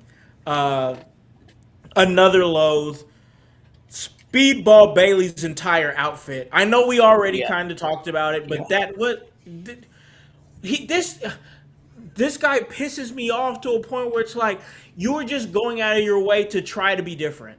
Like, you've hung out with I don't know if you ever hung out with those guys that like just are trying so hard to be different. They want you to think that they're they listen to the most underground music. They know about the most latest fashion since. Oh, you didn't know about these, bro? Yeah, they're wearing these over in France, and you're just like, bro, buddy, I don't care about this crazy stuff you're talking about. You're weird. That's Meatball Mike Bailey, bro. This dude's just weird, and it pisses me off. Like, I'm like, you could have just came out. He literally could have came out in like a jumpsuit, and I would have been cool with it. You know, he could have came out in like a t-shirt and some jeans, and those jeans would have been skinny as hell because that's apparently his fashion. But I would have been cool with it. But he comes out in a key business robe thing, and I'm just like, I could feel my blood pressure rising because, like, brother, you're trying too hard. Yeah. Yeah. I have a feeling he went to maybe a secondhand store down in Philly and somebody sold him a suit that made a pretty penny off of it. Oh my god. Oh my god. And Come then the on in shoes, here, Playboy. he just fell for it, bro. Yeah. You're going to look good in this, I swear. Yo. All right. We'll wrap this up. But voice, do you remember the episode of? Because I know you love American Dad. The episode where Steve and his homies went to camp, and they get bullied because they're like, oh, they're wearing underwear, and all the other boys are wearing boxer briefs. Yeah. And then the salesman comes and is like, hey, wear these like thongs, and all the kids and all the girls will love you. That's like Speedball Mike Bailey and whoever sold him that damn suit. Dude, I'm telling you, man, it was a secondhand store on the Philly streets, and the guy made at least 1,000 times the amount he had it sold for. That dude looked ridiculous in that. Oh my gosh, just I'm a absolutely fan of ridiculous. Unique, but he is not unique. He is something else. Try hard, bro. That's what it's given is try hard. But all in all, I mean, I think OG was kind of solid on his standing there. He said 7.5. So we'll stay there. Voice, where are you at, man? What are you giving this episode of Dynamite? I'm giving this a 7.75. It was good. Okay. Could have been better. I liked where Tony was with the start of Dynamite. Yeah, for sure. I think so too. Bryce, where are you at? What are you giving this? Shoot, I think I said about like a 6.5 earlier. I thought the show was just a little weaker than the last few weeks. There was a couple of things that were just missing for me. Like I said, with Tekla, not the biggest fan of her, but like I'd like some advancement in that story. I think you're starting to come around, bro. I think you're starting to slowly come around. I just, you're coming off a big pay-per-view. I thought that with a match where I felt like the outcome was obvious, I needed something, in that next episode to be like, okay, this is the direction. This is a real one-on-one challenger for the future. Yeah, no, that's fair. I think that's fair. So what'd you give? Are you sticking with the 6 or? I'm gonna say a 6.5. Okay, that's fair. You know what? Like I said earlier, y'all, I actually really enjoyed this episode of AEW Dynamite for different reasons than most did. I enjoyed the fact that they took it kind of slow and kind of transitioned some stuff, and for that reason, I was prepared to come on here and give this episode of Dynamite a solid 8, a solid 8 out of 10. But then we got into the conversation that Tony laid out so eloquently and was absolutely right on. Man, that was a major miss when you had one of your biggest events, like maybe not the biggest event in your company's history, but probably like top 10 event in your company's history, for sure top 10. And you didn't feature it at the beginning of the show, man. Like that, when I think about that and it didn't come to my mind until Tony brought it up, it makes me have to take that from an 8 to a 7. So yeah, it loses. That gave me reason to drop it an entire point because it was such a massive miss. It would have been an 8 out of 10. I'm giving it a 7 out of 10. I mean, that's fair. Tony hit it out of the park with that catch. Yeah, for sure. Because I would have never even noticed it. But he brought it up, and I'm like, bro, like, why didn't you? Like, you come in with some weird backstage thing with with Ospreay and Kenny Omega, that was a complete miss. I mean, a complete miss. And you didn't hype your show. I mean, like, once again, I think we've been fair, and we've been very high on Dynamite for the last few weeks. We were high on Double or Nothing, but once again, we come out here and we call it as we see it. We call it for what it is, and that was a massive miss to what was an amazing show. Agreed. So, all right, we're gonna call this one what it is and get these guys out of here. Get you guys out there in the household out of here, and you guys can join us in a couple of days. I'll talk about that in a second because we got to proud of this off. OG, I know you got to get out of here. Where can they catch you and everything you're doing? I'll be on the air here in just a little bit on Gonzo's Wrestling Room and Gonzo's Sports Room. I've got Face or Heel Pro Wrestling Talk at 8 o'clock. And then at 10 o'clock tonight, we have Gonzo's Sports Room. We'll be talking NBA. Definitely be talking about the Spurs. Spurs game will be going on. Can the Spurs tie up the series? Yes. And we'll be talking some MLB and a lot of different stuff. So please tune in. Hey man, we love what you do, and definitely Tap if you in. guys enjoy hearing OG and everything that he does, follow them over there at Gonzo Sports Room, Gonzo Wrestling Room. They do a lot of great work, and we appreciate OG's contributions here. And speaking of OG, OJ. oh no, he's like, I wait a minute. appreciate him too. I appreciate him too. I mean, Me too. he can run Got that his football, jersey. bro. He can run that football. Hey, Boy's my got wife's that jersey. my wife's still alive. It didn't. It didn't fit. Yeah, you must have Yeah. quit, Tony. Yeah, must Listen, quit. listen. He wrote a speaking book of- said if I did it. Like what? You don't Dude. do that if you did it. Bryce, I am so excited that you have this level of OJ information because, oh my God, you are speaking. Dude, I got him to be my friend on Twitter. What's up, Twitter world? I remember you saying that, bro. That's Oh, dude, great. I love Oh, OJ. Lord. I love it. But hey, listen, speaking of OG though, we're gonna be debuting a new segment next week. It's a segment that he's kind of done on his own show. And we're gonna bring it over here because OG's done a lot of great work over here. Been with us pretty much every single week for the AEW review show, and we appreciate it. It's the hot seat with OG Tony. We're going to debut that next week on the AEW Dynamite show, so that's going to be great. Bryce, where can they catch you and everything you're doing? Man, I am here, there. I'm a little bit of everywhere. I've been, helping manage Facebook. I'm here on this Dynamite review show. Catch me at the watch-alongs. They can catch me in Indy at we're going to the Indy 11?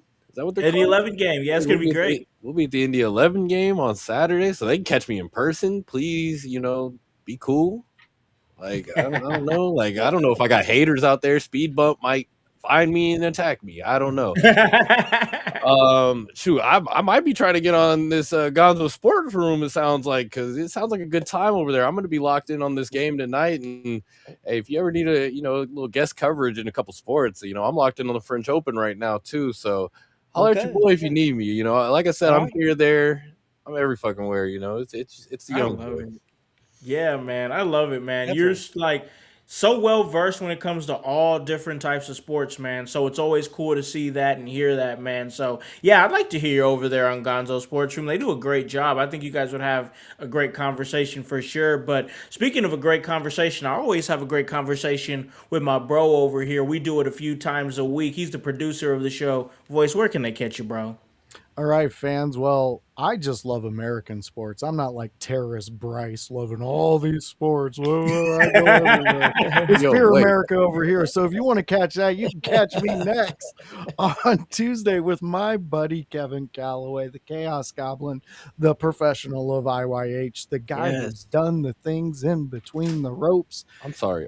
Was that because my birthday's 9/11?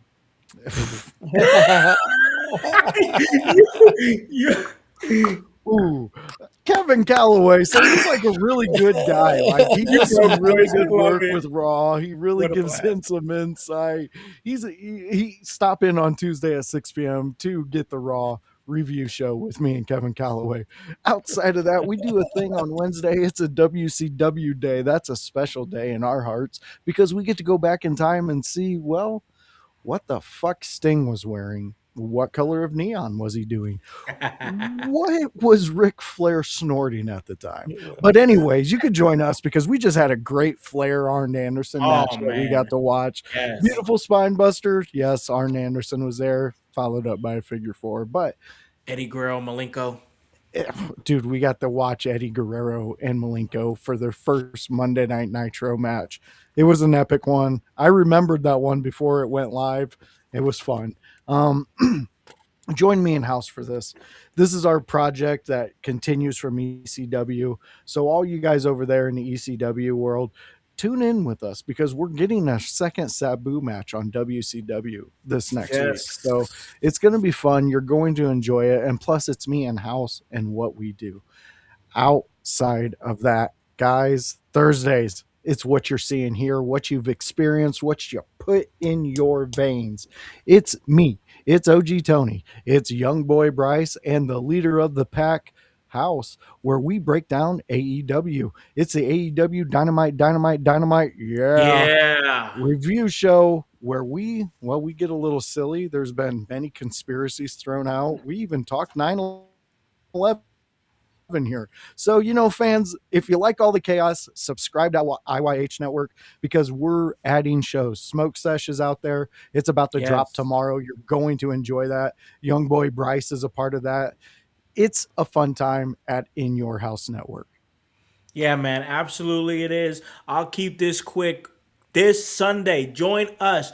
Program update. Not 1 o'clock for the Sunday house party, 2 o'clock for the watch along. We're going to be watching along to Clash in Italy. So come join us. That's going to be a great show. It's going to be a fun time. And it looks like it's a time where we can get Kevin Calloway on the show. So we're going to have him on there. No Voice is going to be on there. It's going to be a great time. I've got a lot of interviews coming up down the pipeline. Check out the ones that I've already dropped with Paige Collette, with Gaston LaRue, and tomorrow we are going to have Tegan Thorne on the show, and that's going to be a great interview as well. I'm going to have Voice riding with me. We have got some great interviews on the works and some that I can't tell you about yet, because I've already been in some inboxes, and we've got some other ones that are going to be coming, ones that I haven't even dropped out there on social media yet. So just follow what we're doing. But guys, it's all part of the work, and that's HOWSC, and the W stands for work. So for OG Tony Gonzalez from Gonzo Sports Room, Gonzo Wrestling Room, for the young boy B York, for the Voice Josh Joseph, and the whole team here at In Your House, I'm Malachi the Con Man House, here to remind you to tell a friend, tell a friend, tell a friend to hop on this bandwagon, get on or get gone, because the household is still going mighty strong. You guys have a great day and a great rest of your week. Peace. Dynamite.